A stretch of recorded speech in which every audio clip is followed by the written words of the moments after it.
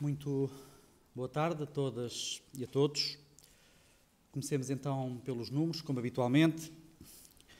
Conforme o relatório epidemiológico emitido há pouco, registam-se 27.913 casos confirmados de Covid-19 em Portugal, o que representa mais 234 que no dia de ontem, ou seja, mais 0,8%.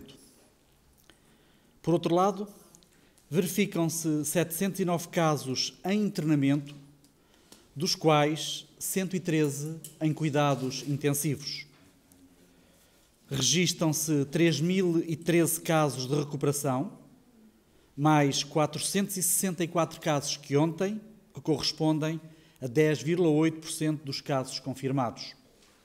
E, finalmente, 1.163 óbitos, que muito lamentamos e que, mais uma vez, expressamos as nossas sentidas condolências a todos os familiares e amigos.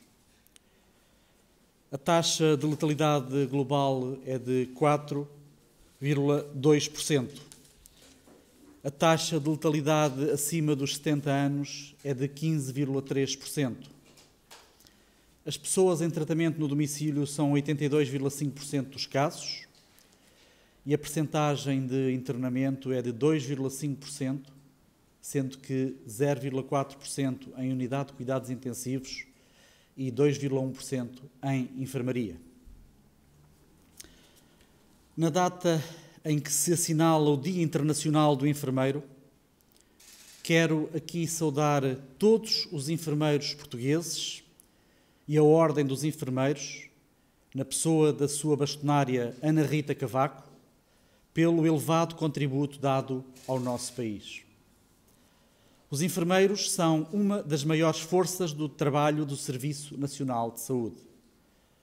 Temos hoje mais de 46 mil enfermeiros a trabalhar no Serviço Nacional de Saúde, cerca de 800 dos quais já contratados no âmbito desta pandemia.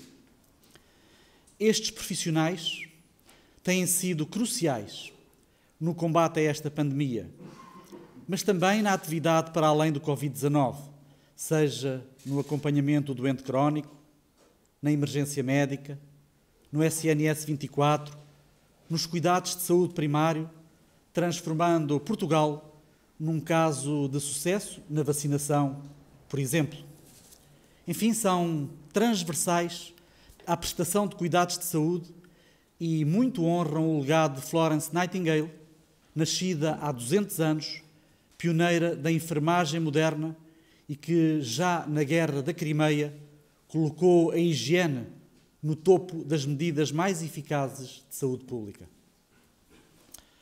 E é também consciente de que é preciso devolver alguma normalidade à vida dos enfermeiros e dos profissionais de saúde, de quem muito precisamos, que o Ministério da Saúde decidiu revogar o despacho de 15 de março, que restringia o gozo de férias dos profissionais de saúde de forma a que não fosse posta em causa a prestação de cuidados de saúde durante a pandemia. Assim, está novamente autorizado o gozo de férias pelos profissionais de saúde, desde que seja acautelado o normal funcionamento do serviço, tendo em conta a necessidade de manutenção da prontidão de resposta a um eventual aumento de incidência de Covid-19 em Portugal. Sabemos que continua a depender de cada um de nós, que a vida não poderá ser como de antes. À saúde, nomeadamente à Direção-Geral de Saúde, cabe definir as orientações e as regras sanitárias para a reabertura das diferentes atividades. Os cidadãos, todos nós, temos o dever da sua aplicação e da sua promoção. Muito obrigado. Ficamos à vossa disposição. Boa tarde, Bernardo dos Esteves, da CMTV. As visitas aos lares vão ser retomadas, as regras foram conhecidas ontem. O que eu lhe queria perguntar à Sra. Graça Freitas é se não é um risco, tendo em conta que 40% das mortes aconteceram nos lares. Já há algumas vozes que se ouviram hoje críticas sobre esta retoma das visitas. Pergunto-lhe também, em relação a regras que a Direção-Geral da Saúde tem estabelecido para creches, futebol, escolas, tem havido alguma contestação. O que eu queria perguntar é se essas regras foram definidas em conjunto com estes agentes, foram ouvidos, ou a DGS fê-las sozinha? Obrigado. Muito obrigada. Permite-me, Sr. Secretário de Estado. Começo também, obviamente, por transmitir as minhas felicitações e os meus agradecimentos a todos os enfermeiros e enfermeiras que trabalham em Portugal e, obviamente, também dar os parabéns e felicitações à senhora bastonária. Relativamente às regras para os lares, o Sr. Secretário de Estado disse bem, eu vou responder às duas perguntas ao mesmo tempo, que o que a Direção-Geral da Saúde estabelece é um conjunto de regras, de boas práticas, que nesta fase se destinam à retoma faseada da nossa vida normal, mas que não é a vida normal como nós a conhecíamos, é um novo tipo de normalidade. E começo desde já por dizer que cada regra, cada orientação, cada norma, cada informação da Direção-Geral é muito negociada com os parceiros, quer a nível dos outros ministérios, quer com os parceiros do setor privado e do setor social. Obviamente não faz sentido a Direção-Geral da Saúde fazer regras, orientações desfasadas da realidade e das pessoas que as vão, de facto, aplicar.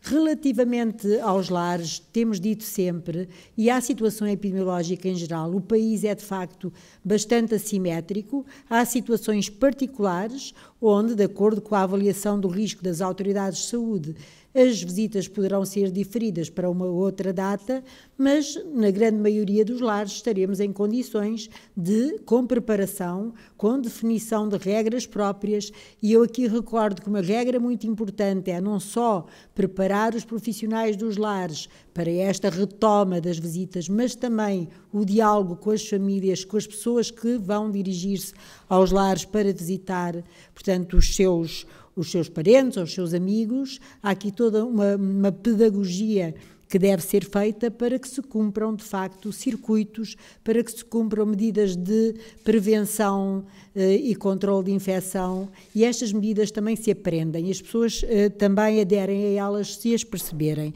Relativamente aos outros setores, aplica-se a mesma coisa, sejam creches, sejam futebol, sejam escolas. Os normativos são feitos em diálogo, são feitos para encontrar a melhor forma de ter boas práticas, mas que sejam aplicáveis e, obviamente, depois somos sempre sensíveis a informações que nos vão dando os outros setores, e há coisas que o bom senso, sem perder a segurança, sem perder, enfim, a confiança dos cidadãos, pode levar a pequenos afinamentos conforme as situações, mas, portanto, as regras são feitas sempre em parceria, são aplicadas em parceria, e pode haver situações concretas em que, numa determinada localidade, tenham que ser diferidas no tempo, mas as autoridades de saúde, os médicos de saúde pública e as suas equipas existem exatamente para fazer a avaliação do risco. Filipa Simas, da RTP. Já passaram mais de 2 meses desde que existiu o primeiro caso em Portugal. O que lhe perguntava é um bocadinho para esclarecer a confusão que ainda existe entre os portugueses sobre as regras, o que é que há certezas em termos de eficácia contra o combate a esta doença, na medida que há muitas pessoas que chegam a casa do supermercado, deixam as compras ou desinfetam as compras todas, despem-se todas e tomam um banho. O que é realmente certo e eficaz neste dia-a-dia dos portugueses? Também há empresas que com estes confinamentos estão a aplicar termómetros para a leitura das temperaturas, se isto é realmente eficaz, se não é. Uma segunda pergunta tem a ver com os imigrantes, as férias dos imigrantes que se aproximam. O que é que, se Portugal está a pensar fazer o mesmo que Espanha, de deixar estes imigrantes em quarentena quando vierem de férias? Eu, sobre os imigrantes, se calhar deixaria a questão aqui ao Sr. Secretário de Estado. Em relação a este vírus, todos sabemos que ainda temos muitas incertezas, mas há duas coisas que nós sabemos desde o início, que é a forma como o vírus se transmite. E ele tem 2 vias preferenciais de transmissão.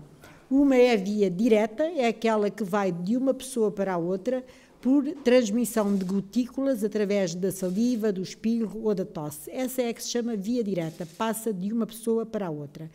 A outra é a via indireta, é através da contaminação das superfícies, dos objetos, com gotículas no interior das quais se encontram vírus. Portanto, se eu estiver infectada e se falar a espirrar para uma superfície ou para um objeto que não seja limpo, não seja descontaminado, não seja desinfetado, obviamente essa superfície pode ficar com vírus. E se outra pessoa colocar as mãos nessa superfície e as levar ao nariz e à boca, transmite.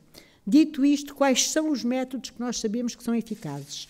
Para a tal transmissão pessoa a pessoa, o método mais eficaz é o distanciamento físico entre duas pessoas.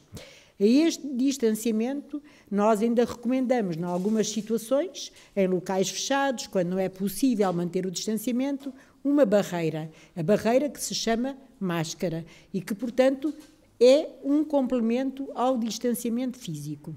Depois, também temos aquilo que nós chamamos as medidas de higiene respiratória, ou seja, não tossir, não falar, não espirrar diretamente para a cara de outra pessoa, para o nariz, para a boca, para os olhos de outra pessoa. Depois temos uma coisa importantíssima e que eu creio que temos falado pouco nos últimos tempos, que é de facto lavar muitas vezes as mãos. Se eu sair daqui e se mexer em coisas, convém que antes de passar para o meu local habitual, para o meu gabinete, para o sítio onde eu trabalho, onde eu tenho uma espécie de uma fronteira onde estou isolada, como se tivesse uma bolha virtual à minha volta, lavar sempre as mãos. Portanto, é sempre bom, quando chegamos a um sítio, lavar as mãos, quando saímos desse sítio, lavar, quando voltamos para o nosso local, voltar a lavar as mãos. A higiene das mãos é essencial.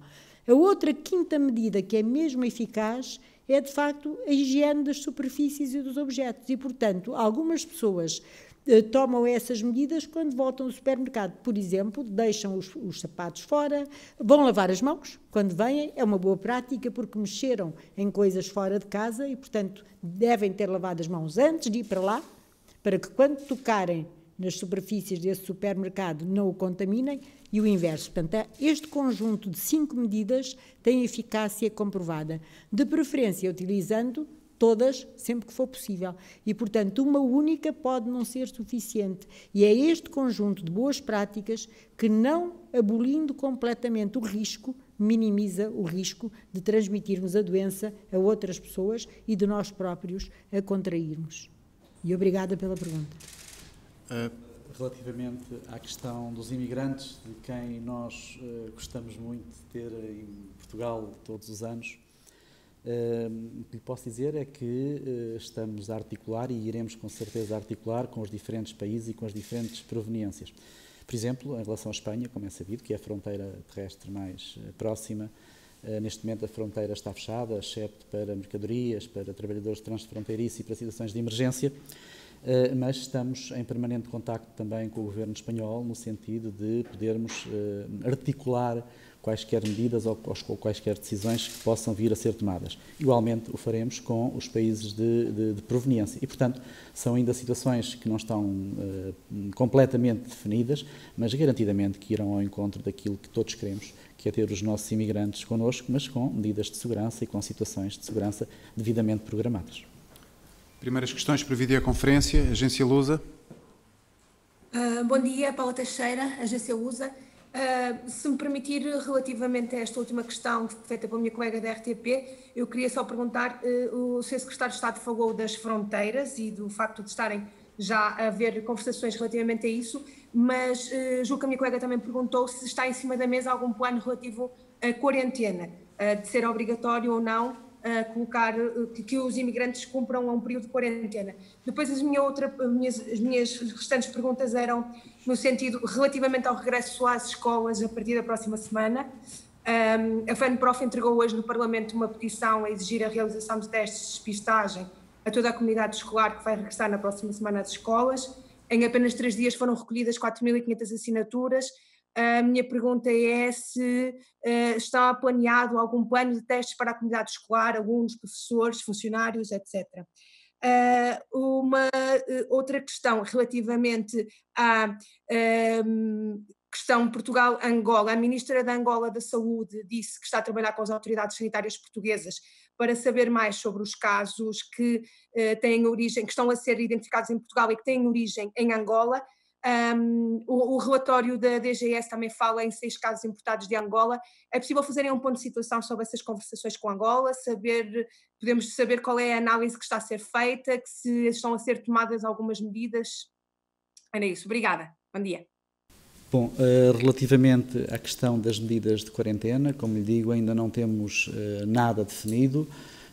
Como lhe disse também, essas medidas serão articuladas com os diferentes países de proveniência de onde virão os nossos imigrantes. De qualquer das formas, essas medidas também têm um pouco a ver com o próprio dinamismo do surto, com a própria proporcionalidade do surto. É evidente que já não falta muito tempo, mas falta ainda algum tempo.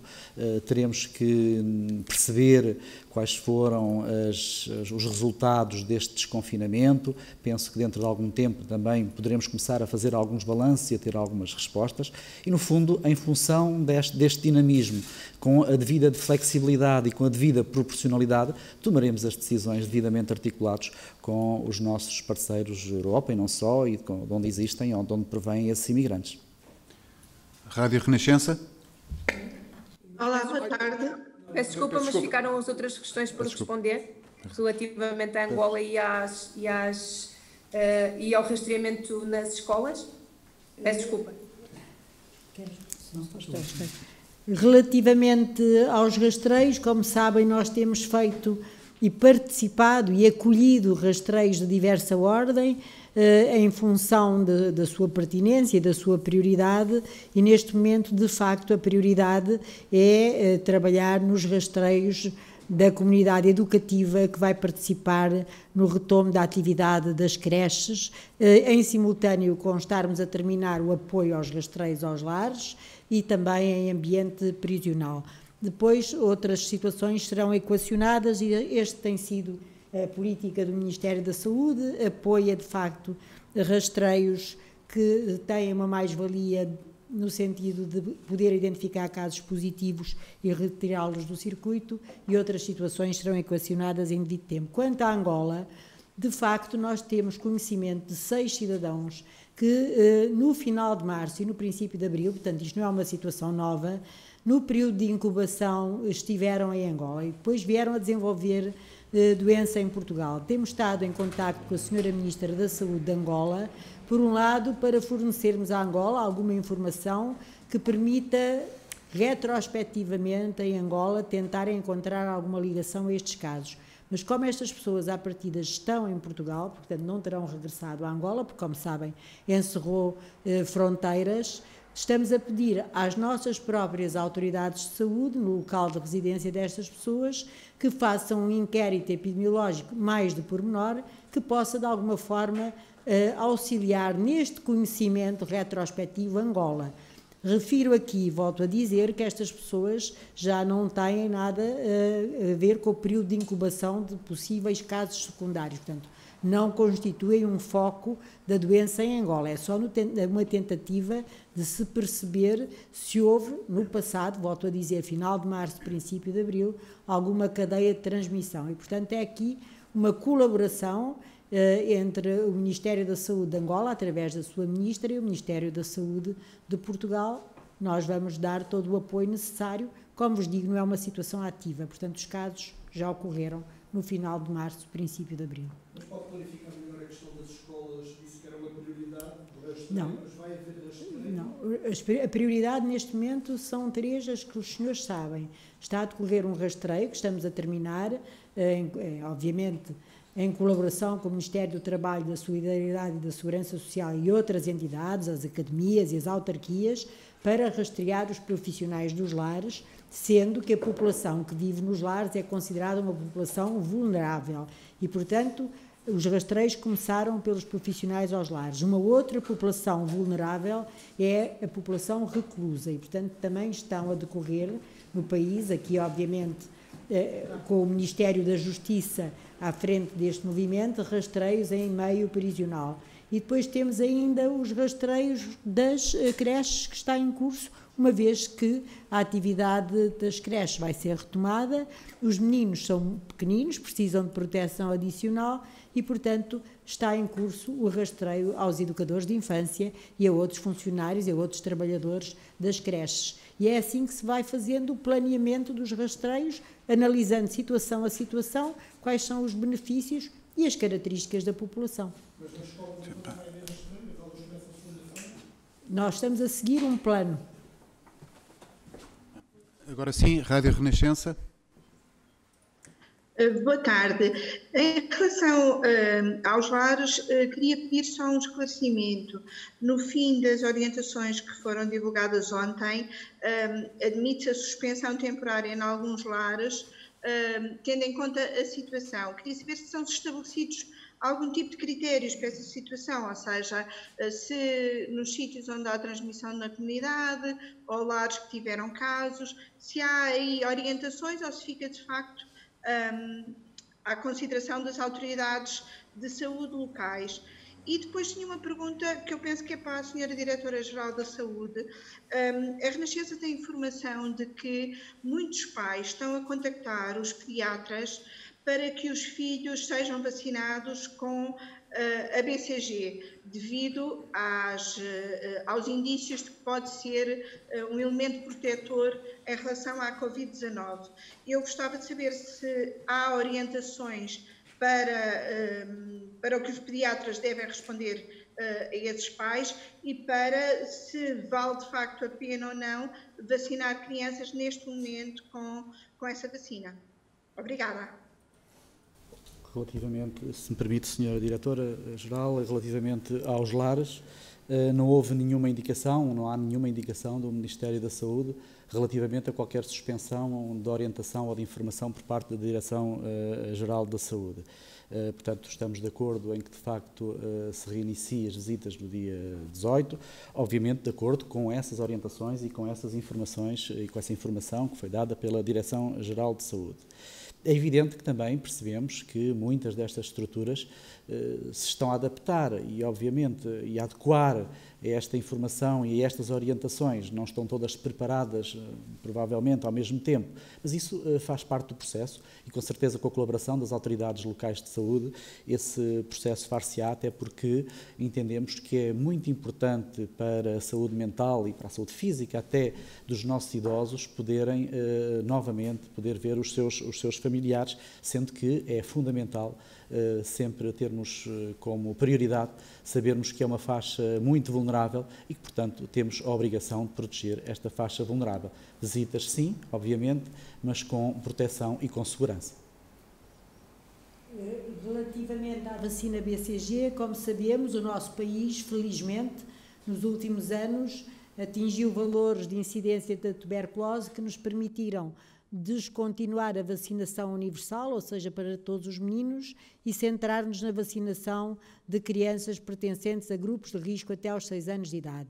Essa continua a ser a indicação do Programa Nacional de Vacinação Português, sendo que têm vindo, de facto, alguns estudos, algumas informações que indicam como um grau de robustez muito ténue, que a vacina BCG pode ter alguma influência em relação à doença por SARS-CoV-2, à Covid-19. E, portanto, não havendo robustez nessa informação, nós não temos nenhum motivo para alterar as recomendações do Programa Nacional de Vacinação, que são aquelas que estão em vigor. Portanto, detectar meninos que possam estar em risco pela sua condição familiar, pela sua condição de serem imigrantes ou por outra, e esses sim serem sinalizados e fazerem a vacina BCG. Portanto, de momento não há nenhuma alteração ao Programa Nacional de Vacinação no que diz respeito à vacina BCG. Últimas questões, Diário de Notícias. Boa tarde, Rita Rato Nunes, Diário de Notícias. Tenho uma pergunta sobre a possibilidade de uma nova vaga da doença. O Centro Europeu de Prevenção e Controlo de Doenças admitiu em entrevista à agência Lusa que será muito provável, tendo em conta este aviso prévio, que aliás tem sido muito referido. Queria saber que medidas concretas Portugal está a tomar para se precaver. Tenho ainda outra questão sobre o número de recuperados no país, que hoje teve um aumento considerável. mas, tal como o Sr. Secretário de Estado no início desta conferência referiu, representa apenas cerca de 10,8% do total de infectados. Já aqui também foi dito que se trata de uma doença prolongada, mas noutros países este indicador parece aumentar a uma velocidade maior. Gostava de vos ouvir sobre isto. Pedia ainda, se possível, uma atualização do número de profissionais de saúde infectados, por favor. Se me permite, Sra. Diretora-Geral, só muito brevemente, em relação à primeira parte da questão e à possibilidade de uma segunda vaga, não temos valores probabilísticos, como sabe, definidos. De qualquer das maneiras, sempre o dissemos aqui, voltamos a reiterar, que essa será sempre uma possibilidade e, portanto, temos que ter uma almofada, como já disse, de preparação para essa situação. E eu quase que responderia, parafraseando o Sr. Primeiro-Ministro, se for necessário darmos um passo atrás, daremos com certeza um passo atrás. E, portanto, esta é talvez a melhor forma de lhe responder e de lhe dizer que estaremos preparados e que temos planos de preparação para o caso disso acontecer, mas isso também depende da consciência social e da consciência cívica de cada um de nós.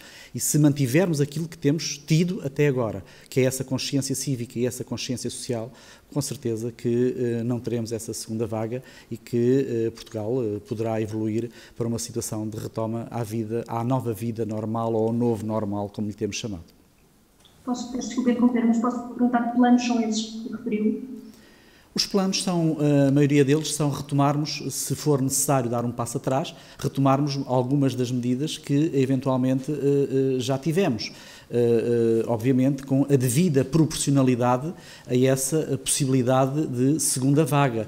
É evidente que se houver uma segunda vaga, também ela com certeza irá ser dinâmica, também ela irá ser flexível, também ela terá a sua proporcionalidade e, portanto, todas as medidas que já tomamos terão em conta essa proporcionalidade e esse dinamismo de um eventual segundo surto e, portanto, o que lhe posso dizer é que estaremos preparados e que temos esses planos em função daquilo que for uma eventual segunda vaga que todos esperamos que não venha a acontecer.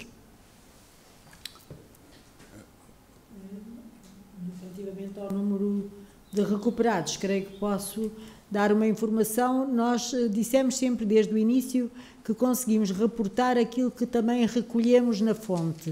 Estes recuperados que nós diariamente reportamos dizem essencialmente respeito à informação proveniente dos hospitais, portanto, proveniente daquelas pessoas cuja doença e cuja gravidade as levou a um internamento hospitalar. Sabemos nós que uma grande maioria das pessoas, mais de 80%, permaneceram em ambulatório, no seu domicílio. E, portanto, o que está o Ministério da Saúde a fazer neste momento, obviamente, entre a Direção-Geral da Saúde e os serviços partilhados do Ministério da Saúde que detêm plataformas eletrónicas de registro, estamos a desenvolver metodologias para que os médicos de medicina geral e familiar, que acompanharam ao longo de semanas, às vezes, doentes em residência, em ambulatório, registem numa plataforma credível e é um registro médico o critério que a norma da Direção-Geral diz que é a recuperação dos sintomas e um teste, pelo menos um teste negativo. E, portanto, quando essa informação, volto a dizer que é uma informação registada por um médico, estiver acessível com fiabilidade e confiança, nós estaremos em condições de dizer, de facto, das pessoas que foi a grande maioria que ficaram em casa, quantas é que já estarão recuperadas por um critério objetivo, não só o critério clínico, mas também o critério de terem tido pelo menos um teste negativo. Relativamente ao número de profissionais infectados? Eu não tenho os dados de hoje. Eu tenho os dados. Bom, os dados de hoje, de ontem, não tenho. Tenho os dados de anteontem, que lhe poderão dar uma ordem de dimensão dos profissionais infectados. Tínhamos no total 3.148 profissionais infectados, médicos cerca de 468, enfermeiros 834, assistentes operacionais 760 e assistentes técnicos 150. Como vos digo, estes dados reportam-se a anteontem, não a ontem. De qualquer maneira, amanhã tentaremos dar dados mais atualizados, claro. Muito obrigado.